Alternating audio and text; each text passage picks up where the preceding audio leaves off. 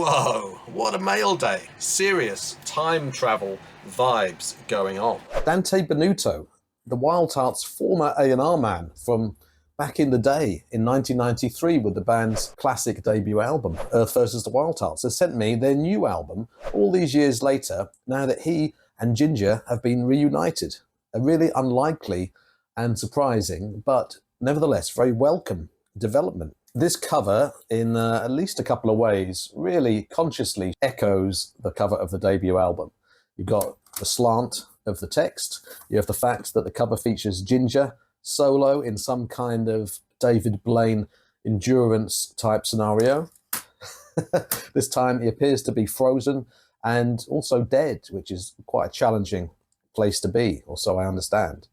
And you've got a fly down there. That's a nice touch, isn't it? It's a nice piece of artwork. I love that it looks like, someone might see this on the racks and think it's black metal. And what a great title. And the thing that's even better than this having a great title and a great cover is that it's a great album. For my money, this is the band's best album since 2003's The Wildhearts Must Be Destroyed, which also had a really cool title and cover. And it's only just occurred to me that the best Wildhearts albums tend to have The Wildhearts in the title.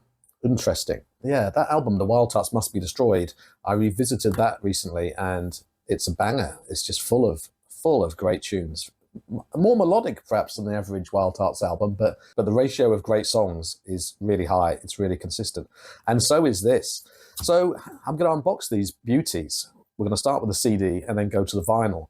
And along the way, if you watch the whole video, you'll hear my theory on why this is really called Satanic Rites of the Wildhearts. And also, at the very end, I'll tell you my top 3 favourite songs from this record. And I'd like to hear down in comments your 3 favourite songs from this record. So let's go. Let's open this up.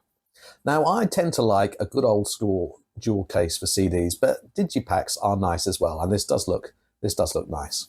Now, I understand that there are lots of people in the world who still haven't either heard the Wildhearts or even heard of the Wildhearts. But let me tell you, if you haven't, then you really should. And there's never been a better time, well, apart from 1993, to acquaint yourself with the Wildhearts. Because Ginger Wildheart, the band's unstoppable leader, is one of the greatest songwriters. And that's the end of the sentence. You're probably expecting me to qualify that, weren't you, by saying, one of the greatest songwriters on this little island. No, not one of the greatest songwriters living. No, he's just one of the greatest songwriters, in my opinion.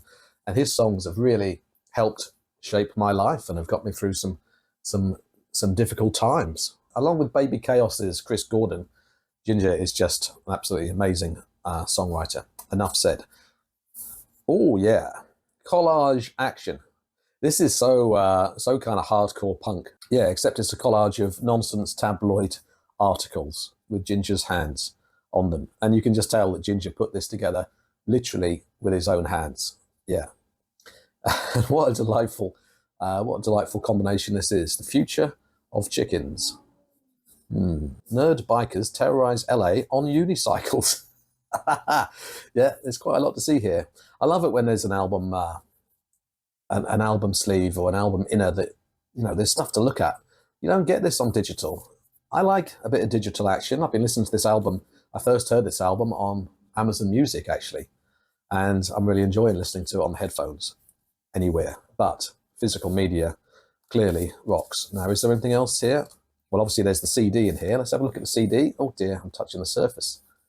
Let's have a look at the CD. Oh, my favourite colour, yellow. Beautiful. Look at that.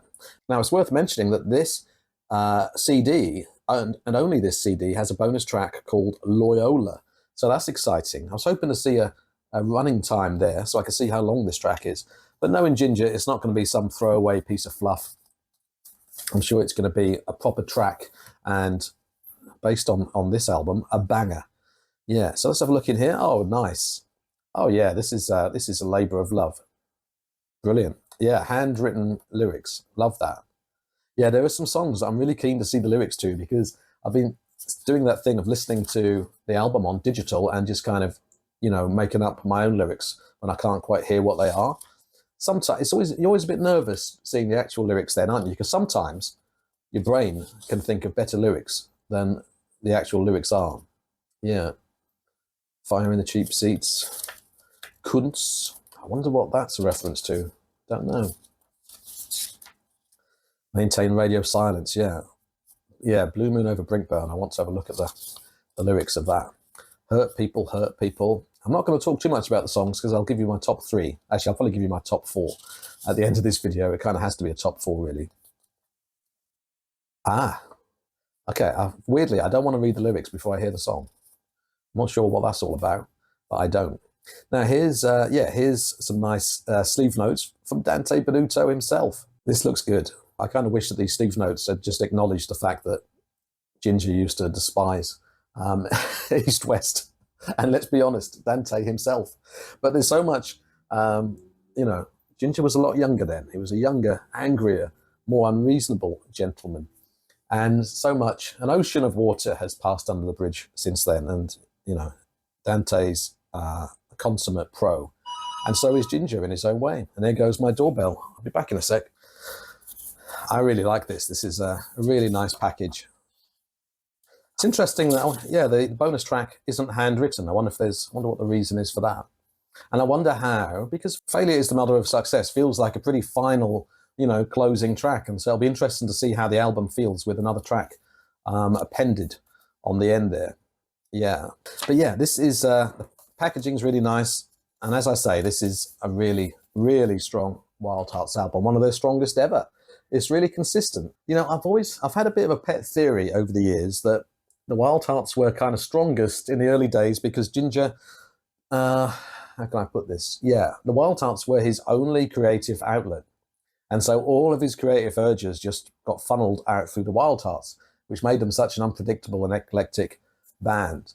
And perhaps, when Ginger started doing umpteen various kind of other projects and solo albums, I mean, some of his solo songs I absolutely love. But what I'm saying is, as he had different outlets for different styles of music and different styles of songwriting, I think there was a period where the Wildhearts just became a fairly standard, albeit superior, rock and roll band, as opposed to the kind of multicolour explosion of madness that they were when they first came out. Now, I can't help noting that there hasn't been a solo album since 2022. And so maybe that's played into this album being super strong. Hard to tell, I don't know. That might just be armchair psychology. But there are some songs on here that kind of feel, oh, sorry about that, I just knocked the tripod. There are some songs on here that feel kind of solo album-y in a way because they're about Ginger and his life, and they've got that autobiographical thing going on, like Blue Moon over Brinkburn. And at first, Troubadour Moon kind of seemed like, I don't know, the sequel to Turning American or something, like a washed-up rock star, story of a washed-up rock star. But looking at the video of it, it kind of feels like this is like a snapshot of a time in Ginger's life when he felt he was never going to succeed and he was just stuck in a bedsit writing songs that he thought nobody was going to hear. But I don't know. Yeah. Anyway, a potentially interesting point. If all of Ginger's creative impulses have to be funneled through one thing, then I think it's possible that thing is more likely to be extraordinary. Yeah. Now, for God's sake, has anyone figured out how to open vinyl? I'm going to use like a paperclip here. While I'm opening this up, let me answer that question that I teased you with earlier as to my opinion on why this is called Satanic Rites of the Wildhearts. I think it's because there's a touch of evil about this album. Because, to be frank with you, when I first heard it, I liked it and loved a couple of standout tracks, a couple of songs I didn't really like all that much, which seems weird now, and other songs I hadn't quite formed an opinion on, they kind of washed over me a bit. But I always think when you're listening to an album for the first time, especially someone, by an artist that you really love, there are two very different listening processes involved. The first time you hear the album, you're listening, you're hoping for what you want it to be, even if you don't really know what that is. And then the second, third, fourth, and 258th times, you're listening to it and enjoying it based on what it actually is. And so the first time I heard it, it didn't bowl me over. Certain tracks did, but some of it I didn't like. I didn't like Scared of Glass the first time I heard it, which, I like it now. But that's kind of interesting, isn't it? But here's the evil of this album. Each of these songs, every single one of these songs, regardless of how you feel about them when you first hear them, they come to you in the night. Every song is so liberally peppered with hooks. As I said to Ginger, this album has more hooks than a Cenobites fishing trip. And each of these songs, even if you don't initially kind of love it, has at least one part of it that will, like I say, come to you. And it's like these songs kind of stepped up to my brain one by one, tapped on it and said, hello, you like this bit, don't you? Yes. And now you like this bit of me. You're going to start getting into the rest of me, aren't you? And yes, the answer was yes. It's a very Moorish album, and it feels like a proper record as well. It's not just a collection of new Wildhearts songs. It's an album with a proper sequence. Oh, will you come out of there? Right, I sense an inner sleeve. Oh, I love an inner sleeve. Nice. Now, oh, I love that. I never thought about the split between the songs. Yeah, I love that Maintain Radio Silence is the first track on side B. That's perfect. Oh, this is nice and satisfyingly thick, this inner sleeve. Oh, a different picture. That's cool. Does he look more dead with his eyes shut or more dead with his eyes open? Answers in the comments section. More dead with eyes shut or eyes open. Oh, there's another one. Look out. Yeah, that's a good shoot. I like that. And let's have a look at the lovely red vinyl. Suitably blood red. Oh, yeah.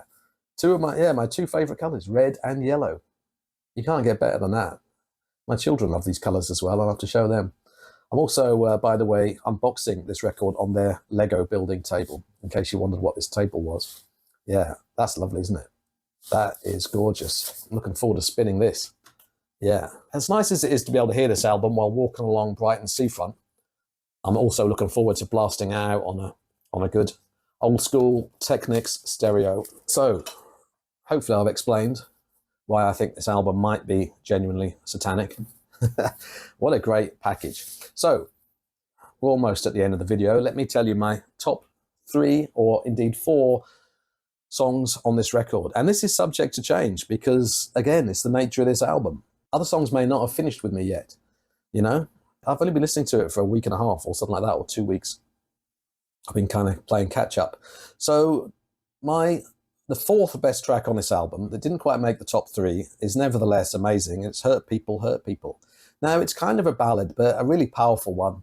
And calling it a ballad, it doesn't really do it justice, because I think when you use the word ballad, it has other kind of connotations that, you know, it sounds like a Whitesnake song with love in the title.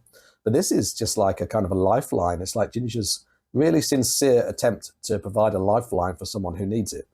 And it's such a beautiful song. I think I'm physically incapable of putting a ballad in the top 3 of any album kind of ranking, because I just don't, generally I don't like ballads, but this is awesome. What an amazing song. To paraphrase the comedian Stuart Lee, Hurt People is the final taboo in society, which is a man attempting to do something well and earnestly. Yeah. So what's the number 3 song on this album for me? It is Troubadour Moon. Yeah, what a great song that is. There's such a powerfully melodic chorus, and it kind of fills me with this kind of beautiful sadness. It feels like such a sad song. Although since I saw the video for this song that I mentioned earlier and realised that this might just be about an earlier phase in Ginger's life, it no longer seems quite so sad. It is nevertheless a sad song. And it's just great. Great riffs, especially that riff that it ends on. And just great for great melodies. As viewers of this channel will know, I am primarily a thrash metal guy, and the Wildhearts do often play in that style, and they have those kind of riffs, enormous riffs, and there's plenty of riffs like that on this album. Eventually opens up with just a absolutely archetypal Wildhearts riff. Couldn't be more Wildhearts if it tried. Yeah, great big power chords. But with the Wildhearts, a Wildhearts song doesn't have to be great solely because of its pile-driving riffs. You know, sometimes a Wildhearts song can be great because of just the melody and the singing. So what is number 2 here? Now, this is quite difficult. It's between, obviously it's between 2 tracks. And yeah, number 2 is Maintain Radio Silence. Now, this is, I think of it as being the heaviest and kind of most aggressive song on the album. And it just starts with a killer riff. It kind of reminds me a bit of Entombed, actually, which is interesting. The popular Swedish death metal band Entombed. And yeah, it's just great riff. And it's really dynamic the way they really go to town on driving this riff home. I think the third time that main riff appears in the song, or the final time, the way the drums stab back into it, I haven't really heard drums come back into a riff like that before, which is quite something, really. Okay, so Hurt People, Troubadour Moon, Maintain Radio Silence. What is my favourite song on this record? It's Blue Moon Over Brinkburn, which weirdly, I think I liked it on the first listen, but I didn't love it. This album does take a bit of listening. It's really textured, and it's a proper album. Sometimes, I think you can tell a proper album when your favourite songs change over time, and you don't get into all of it at once. It takes a bit of work. And Blue Moon Over Brinkburn is about 3 minutes and 7 seconds long, and just every note and beat of it are just perfect. There isn't a single thing that I would want to change about Blue Moon Over Brinkburn. I mean, I'm not in the habit of wanting to change things about Wildhearts songs, but I'm saying that it's just flawless. It's so good. It's just kind of, again, it's like snapshots, like I said earlier, snapshots of Ginger's life, especially in his younger years and what he's been through since. It's like an overview. And the melody on the verses is just absolutely astonishing. It's so good. One of Ginger's all-time best kind of vocal melodies. And the third verse of this song is one of the most gloriously dynamic things that Ginger has ever written. Just the way it starts at a crawl and then kind of hinges up into a big rant.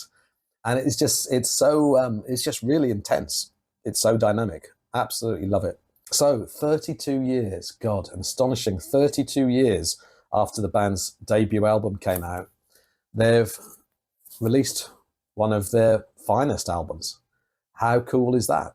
Get down in the comments, let me know your own top 3 favourite songs on this record. I'd love to see what they are. You can make a top 4 if you really want to.